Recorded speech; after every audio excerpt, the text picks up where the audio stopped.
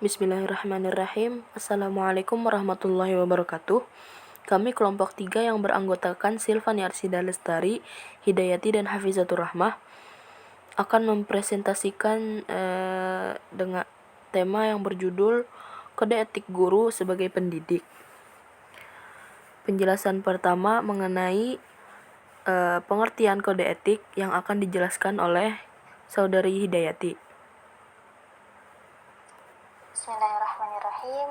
Saya Hidayati, perwakilan dari kelompok 3 akan menjelaskan materi bagian A, yaitu pengertian kode etik guru sebagai seorang pendidik.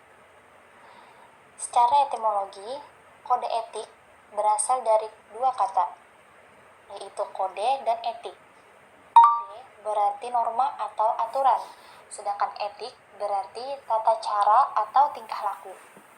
Istilah lain dari etika ini adalah susila, yang diambil dari bahasa Sanskerta. Su yang berarti baik dan sila berarti kebiasaan atau tingkah laku. Jadi, susila berarti kebiasaan atau tingkah laku perbuatan manusia yang baik menurut aturan hidup yang berlaku.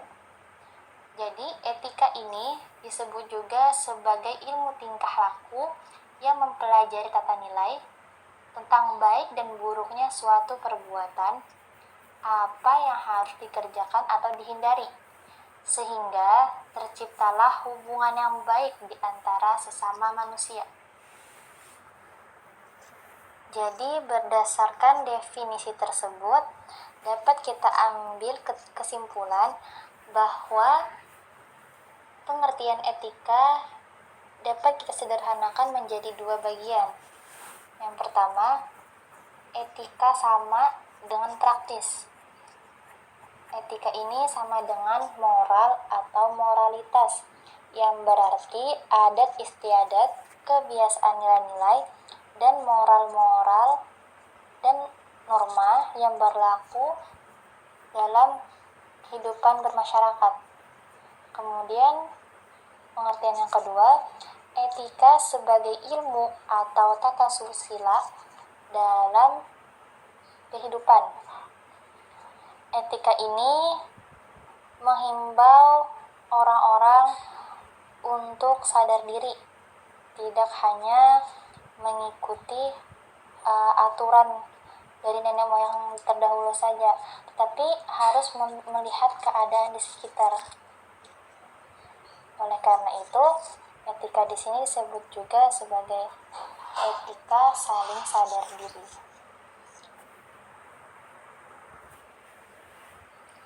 Jadi, kode etik guru dapat kita artikan sebagai aturan tata sila keguruan. Maksudnya di sini yaitu aturan tentang keguruan seorang guru yang dilihat dari segi susila yang berkaitan baik dan tidaknya apa yang ia lakukan. Susila di sini mencakup kesopanan, sopan santun, dan adab seorang guru ketika menjadi seorang pendidik.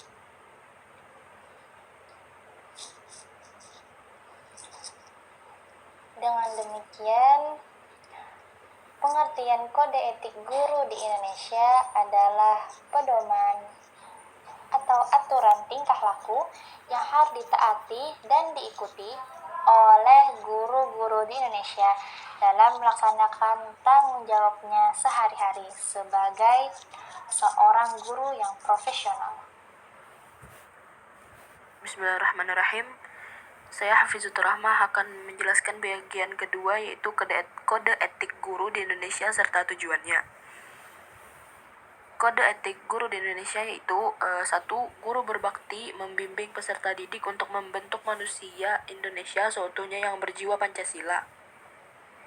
Guru harus mengabdikan dirinya secara ikhlas untuk menuntun dan mengantarkan peserta didik seutuhnya, baik jasmani maupun rohani, baik fisik maupun mental, agar para peserta didik menjadi pribadi yang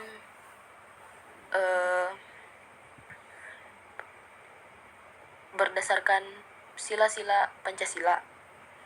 Yang kedua yaitu guru memiliki dan melaksanakan kejujuran secara profesional. Guru mampu mendesain program pengajaran sesuai dengan keadaan dan kebutuhan peserta didiknya. Yang lebih penting mungkin dalam hal penerapan kurikulum secara benar. Sebagai contoh, misalkan seorang guru mengajar untuk tingkat SD, maka kurikulum yang diterapkan juga harus kurikulum tingkat SD. Begitu juga SMP, SMA, perguruan dan tingkat-tingkat selanjutnya. Yang ketiga, guru berusaha memperoleh informasi tentang peserta didik sebagai bahan melakukan bimbingan dan pembinaan. Guru perlu mengadakan komunikasi dan hubungan baik dengan anak didiknya. Hal ini terutama agar guru mendapat informasi secara lengkap mengenai anak didik yang mereka didik, dengan mengetahui keadaan dan karakteristik anak tersebut. Maka hal itu akan sangat membantu bagi guru dan peserta didik dalam upaya menciptakan proses belajar mengajar yang optimal.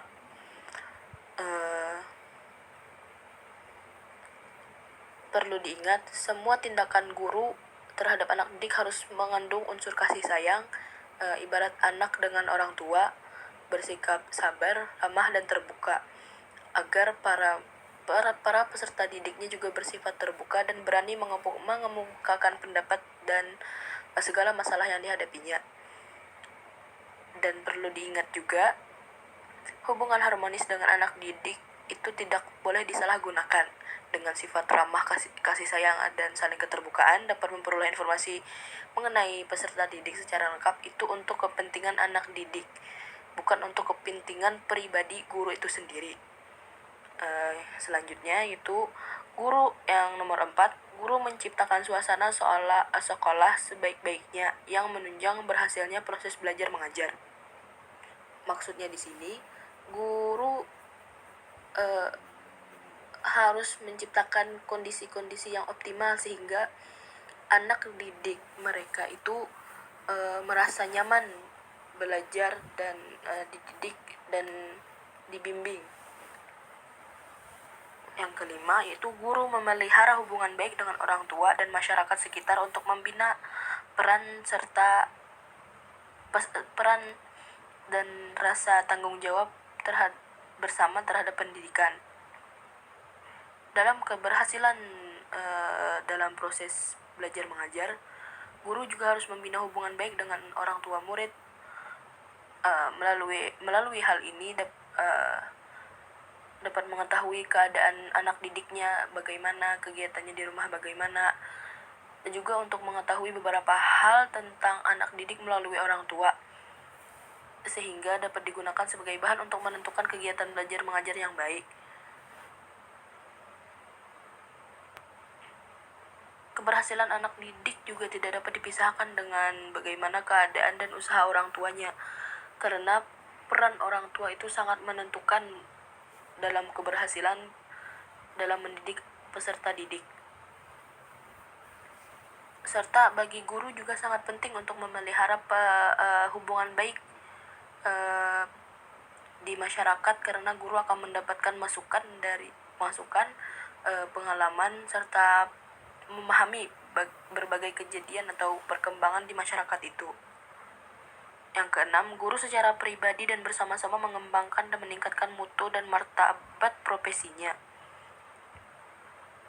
Mungkin hal tersebut dapat diupayakan dengan cara meningkatkan pelayanan kepada masyarakat atau mendalami spesialis bidang studi yang diajarkan, menekuni dan mempelajari secara baik pengetahuan yang berhubungan dengan teknik atau proses belajar mengajar,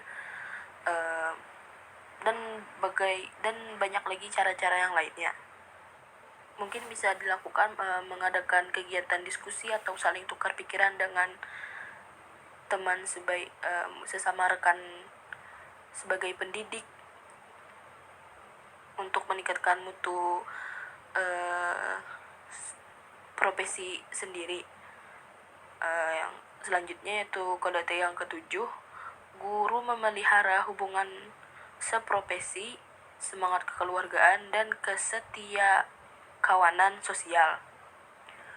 Kerjasama dan pembinaan antar hubungan antara guru di lingkungan tempat kerja merupakan upaya yang sangat penting. Sebab dengan pembinaan kerjasama antar guru di suatu lingkungan kerja dapat meningkatkan kelancaran mekanisme kerja, bahkan juga langkah-langkah peningkatan mutu profesi guru secara keseluruhan. Yang kedelapan, guru secara bersama-sama memelihara dan meningkatkan mutu organisasi PGRI sebagai sarana perjuangan pengabdian. Sebenarnya tidak hanya PGRI, ada juga organisasi IGI atau ISPI dan yang lain sebagainya. Mungkin dengan cara mengadakan pertemuan antar para guru di berbagai daerah atau mungkin bisa secara nasional. Dalam pertemuan itu bisa dibicarakan program yang bermanfaat, terutama bagaimana upaya meningkatkan mutu organisasi tersebut dan peningkatan mutu profesional itu. Di samping itu juga untuk melindungi kepentingan anggota atau para guru, juga sebagai wadah kegiatan pembinaan dan peningkatan mutu profesionalisme guru. Dan yang terakhir, yang kesembilan, yaitu guru melaksanakan segala kebijakan pemerintah dalam bidang pendidikan. Lanjut kepada tujuan dari Kode Etik Guru di Indonesia. Tujuan penerapan Kode Etik Guru adalah untuk menjaga kredibilitas dan nama baik guru dalam menyandang status pendidik. Karena guru adalah pekerjaan yang terhormat, mulia, dan bermartabat di masyarakat dan dilindungi oleh undang-undang. Fungsi dari kode etik ini adalah sebagai alat prinsip dan norma moral yang dijadikan acuan oleh para guru dalam melaksanakan tugas dan pelayanan profesional dalam hubungannya dengan murid, orang tua atau wali, sekolah, dan rekan kerja. Dengan demikian, adanya kode etik tersebut diharapkan para guru tidak melakukan pelanggaran-pelanggaran terhadap kewajibannya. Penjelasan selanjutnya akan dijelaskan oleh Silvani Arsida Lestari. Baik, saya akan melanjutkan pembahasan yang ketiga, motivasi dalam kegiatan pembelajaran, bimbingan, dan konseling. Yang pertama, konsep motivasi. Motivasi berasal dari kata motif yang dapat diartikan sebagai kekuatan yang terdapat dalam diri individu yang menyebabkan individu tersebut bertindak atau berbuat. Motivasi merupakan dorongan dan kekuatan dalam diri seseorang untuk melakukan tujuan tertentu yang ingin dicapainya. Pada kegiatan belajar, motivasi mempunyai peranan yang sangat menentukan. Kegiatan akan bermakna dan berhasil guna jika individu itu terdorong untuk belajar. Keinginan ataupun usaha dari siswa yang tumbuh dari dalam dirinya merupakan tenaga yang mampu mendorong dan menggerakkan aktivitas untuk belajar yang lebih berdaya guna dan berhasil guna. Motivasi dapat mempengaruhi seseorang dalam melakukan suatu kegiatan tertentu. Prinsip dalam belajar, motivasi sebagai pendorong tingkah laku siswa ke arah tujuan tertentu. Pendorong tersebut dapat diciptakan guru dalam proses pembelajaran melalui metode instruksional. Bila metode yang dipakai menarik, maka siswa akan termotivasi untuk belajar, ingin bekerja keras, dan berusaha menyelesaikan tugas hingga selesai. Motivasi dapat dibedakan menjadi dua macam, yakni yang datang dari dalam diri individu, intrinsik, dan motivasi yang datang dari luar diri individu sebagai bentuk dorongan atau stimulus agar individu tergerak untuk melakukan sesuatu, ekstrinsik. Motivasi intrinsik berisi 1. Penyesuaian tugas dengan minat, 2. Perencanaan yang penuh variasi, 3. Umpan balik atas respon peserta didik, 4. Kesempatan respon peserta didik yang aktif, dan 5. Kesempatan peserta didik untuk menyesuaikan tugas pekerjaannya. Sedangkan motivasi ekstrinsik berisi 1. Penyesuaian tugas dengan minat, 2. Perencanaan yang penuh variasi, 3. Respon peserta didik, 4. kesempatan peserta didik yang aktif. 5. Kesempatan peserta didik untuk menyesuaikan tugas pekerjaannya. Dan 6. Adanya kegiatan yang menarik dalam belajar. UNO 2008. Demikian halnya Walgito 2004, motivasi mempunyai 3 aspek. 1. Keadaan terdorong dalam diri organisme, a drive state, yaitu kesiapan bergerak karena kebutuhan, misalnya kebutuhan jasmani, karena keadaan lingkungan, atau karena keadaan mental seperti berpikir dan ingatan. 2. Perilaku yang timbul dan terarah karena keadaan ini. Dan 3. Goal atau tujuan yang dituju untuk perilaku tersebut. Sedangkan Makmun 2003 menyatakan bahwa terdapat 4 dorongan motivasi, yaitu motivasi keberhasilan, motivasi afiliasi, motivasi kompetensi, dan motivasi kekuasaan. Berdasarkan pendapat tentang motivasi, maka dapat disimpulkan bahwa motivasi itu merupakan suatu dorongan yang timbul oleh adanya rangsangan dari dalam maupun dari luar, sehingga seseorang berkeinginan untuk melakukan perubahan tingkah laku atau aktivitas tertentu yang sifatnya lebih baik dari keadaan sebelumnya. Adapun sasarannya, 1. Mendorong seseorang untuk melakukan suatu aktivitas yang didasarkan atas pemenuhan kebutuhan atau motivasi sebagai penggerak dari sikap kebutuhan yang akan dipenuhi. 2. Menentukan arah tujuan yang hendak dicapai. Dan 3. Menentukan perbuatan yang harus dilakukan.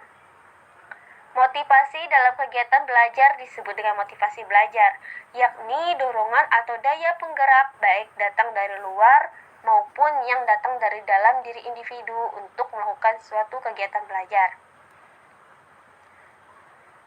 Berdasarkan beberapa pendapat tentang motivasi belajar, maka motivasi belajar adalah suatu daya dorong atau penggerak yang dapat menimbulkan aktivitas belajar, menjamin keberlangsungan belajar, dan memberikan arah terhadap aktivitas belajar dalam rangka mencapai suatu tujuan belajar, yang dapat dilihat dari beberapa indikator: durasi kegiatan, frekuensi kegiatan, persistensi pada kegiatan, ketabahan, keuletan, dan kemampuan untuk menghadapi rintangan dan kesulitan, devosi dan pengorbanan untuk mencapai tujuan, tingkat apresiasi dan yang hendak dicapai dengan kegiatan yang dilakukan, tingkat kualifikasi prestasi atau produk output yang dicapai dari kegiatan yang dilakukan, dan arah sikap terhadap sasaran kegiatan.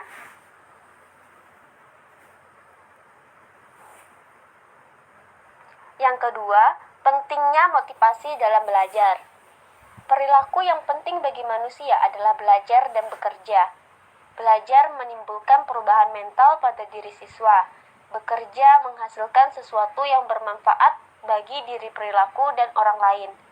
Motivasi belajar dan motivasi bekerja merupakan penggerak kemajuan masyarakat. Kedua motivasi tersebut perlu dimiliki oleh siswa, sedangkan guru dituntut memperkuat motivasi siswa. Motivasi belajar penting bagi siswa adalah sebagai berikut. 1. Menyadarkan kedudukan pada awal belajar, proses, dan hasil akhir. 2. Menginformasikan tentang kekuatan usaha belajar yang dibandingkan dengan teman sebaya. 3. Mengarahkan kegiatan belajar. 4. Membesarkan semangat belajar. 5. Menyadarkan tentang adanya perjalanan belajar dan kemudian bekerja secara berkesinambungan. Motivasi belajar juga sangat penting diketahui oleh guru. Pengetahuan dan pemahaman tentang motivasi belajar pada siswa bermanfaat bagi guru. Menurut Dimyati dan kawan-kawan, manfaat itu adalah sebagai berikut. 1. Membangkitkan, meningkatkan, dan memelihara semangat siswa untuk belajar sampai berhasil. 2. Mengetahui dan memahami motivasi belajar siswa di kelas yang bermacam ragam. Yang ketiga, meningkatkan dan menyadarkan guru untuk memilih salah satu di antara bermacam peran seperti fasilitator, instruktur, teman diskusi. 4. Memberi peluang guru untuk unjuk kerja rekayasa pedagogis. Dengan demikian, tugas dan peran seorang guru adalah membuat semua siswa tetap belajar sampai berhasil. Tantangan profesionalnya justru terletak pada mengubah siswa yang berminat atau tidak memiliki motivasi menjadi bersemangat untuk belajar kembali. Mengubah siswa yang cerdas, yang acuh tak acuh menjadi memiliki motivasi yang tinggi dalam belajar untuk meningkatkan hasil belajarnya. Sekian penjelasan dari kami. Terima kasih.